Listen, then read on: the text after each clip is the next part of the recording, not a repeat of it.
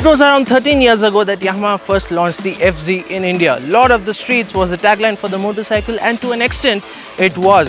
Over the years it has spawned many different variants, and this is the latest one. Hello and welcome to DriveSpark. I'm Stephen Neal and this is the Yamaha FZ-X. It's an offbeat take on motorcycles from Yamaha, and well, we're here to find out what it can do. How does it handle off-road? How does it ride on-road? And what's it like in the city? Let's find out. The one thing that grabs your attention right up front are these LED DRLs. They are in a circular shape and divided into 3 segments. Right in between is an LED projector headlamp. Above the headlamp unit is an LCD instrument cluster. We'll talk about that in just a bit. The forks get gaiters now, and you've got halogen powered indicators. The mudguard is made of metal, which is a rarity in today's times. Even the bracket that holds it in place is made of metal.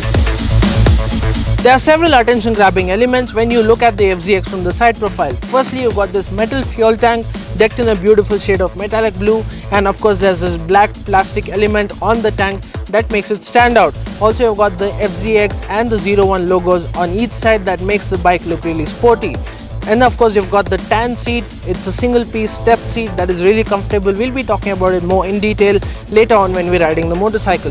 Then you've got these radiator guards that do not protect any radiators, well, because it's an air-cooled engine, and well, they're there just to make the motorcycle look good, and they do that job really well. You've got the metal bash plate, the muscular side panels, and the slim exhaust at the rear.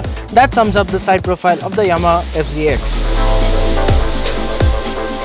It's time to talk about the features and the specifications of the Yamaha FZ-X, and let's look at the LED headlamp. So it gets an LED headlamp with LED DRLs as we saw earlier, and that is a great feature. But the indicators are still made of halogen, and well, you'll have to accessorize the motorcycle if you want to get LED indicators as well. Now it gets an LCD instrument cluster. It's a complete digital instrument cluster with Bluetooth connectivity, so you can connect your smartphone. There are a lot of features that displays on your smartphone. You have geofencing. It also displays the RPM on your smartphone in real time, and that is a great feature. It also gets a lot of other connectivity features where it tracks the fuel efficiency of the motorcycle and how many kilometers it has ridden, the battery voltage. So there's a lot of connectivity features, but on the screen there's not much. It shows just your phone's battery level and if you have received an incoming message. That's that. And also you get a 12-volt charging socket right underneath the instrument cluster, so you can charge your smartphone using that socket. And also the bike comes with a single channel ABS, and that just about wraps up the features on the Yamaha FZ-X. Let's talk about the engine first. It's a 149cc air-cooled single-cylinder engine, blue core, fuel-injected engine that puts out 12.2 bhp at 7,250 rpm and 13.3 Nm at 5,500 rpm, and that just about wraps up the engine specs on its own. You also get a 5-speed gearbox that drives the rear wheel. There's no fancy element over here like slipper clutch, but it does its job really well in the city while we're riding. We'll talk about that later, but that just about wraps up the powertrain. In terms of the brakes, you get a 282 mm disc up front and a 220 mm disc at the rear. You get a single channel ABS as we mentioned earlier, and well, that's the braking. So you've got a telescopic fork up front, and at the rear you've got a monoshock with the 7-step preload adjustment. And well, that's the specifications of the Yamaha FZ-X.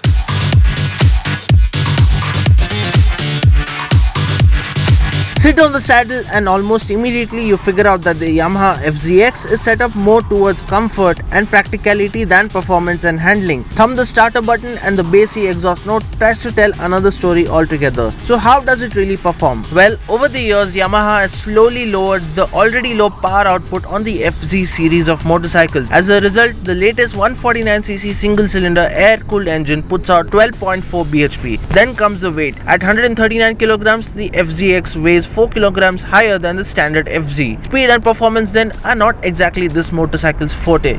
What it is really strong at is keeping the rider comfort over broken roads and sometimes no roads as well. Yes, Despite the FZ-X being a road biased motorcycle, we took it on some off-road trails and it was surprisingly good at handling the rough stuff. The ride is plush and the seats add to the overall comfort as well. To get over obstacles though, we had to keep the engine in its stock band, which meant keeping the revs high. Not once did we hit the bash plate even while climbing up rocks. Since it was comfortable off-road, it is obvious that it would be even more comfortable to ride on-road. The dual-purpose MRF Zapper curved tires do their job decently but don't appreciate being pushed to the limits. When it comes to the brakes, the Yamaha FZ-X doesn't really have much to write home about. On the whole, the Yamaha FZ-X is a fun to ride machine only if speed is not your priority.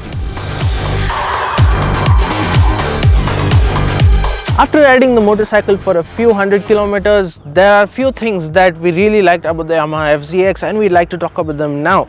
Firstly, you've got the Bluetooth connectivity that displays a lot of information on your smartphone. That is a feature that we really liked. It's a very cool thing to have, to display your motorcycle's statistics and parameters on your smartphone, on your app, and that's a really good thing. Secondly, the riding dynamics and comfort. Of course, it's not one of those motorcycles that you would peg to be very good handling, but this motorcycle handles really well. It weighs 139 kilograms and it handles its weight really well.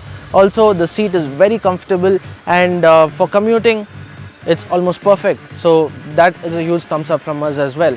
And then of course you've got the engine. On the face of it, on paper, it looks like the engine doesn't have a lot of power.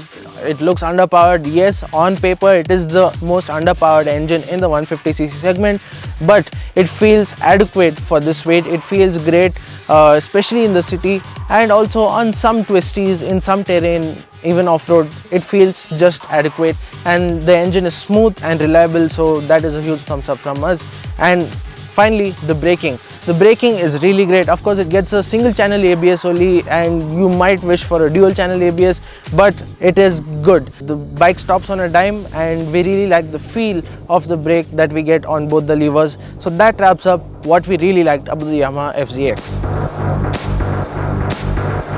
Also, we feel there are a few things that could have been better on the Yamaha FZ-X, and one of them is the Bluetooth connectivity. Yes, we have spoken about it in something that we really liked about this motorcycle, but it is also a missed opportunity. Since our phone is already connected to the screen, Yamaha could have given a separate section on the screen to display turn-by-turn directions, and that is missing, and that we feel could have been better.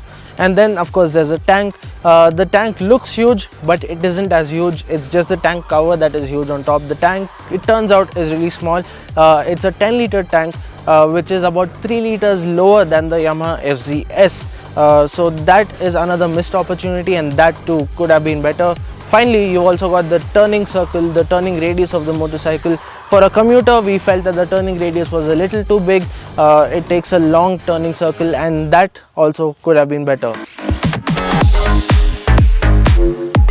Neo-retro motorcycles are gaining immense popularity in the country, and Yamaha has launched the FZ-X to cater to that segment of buyers.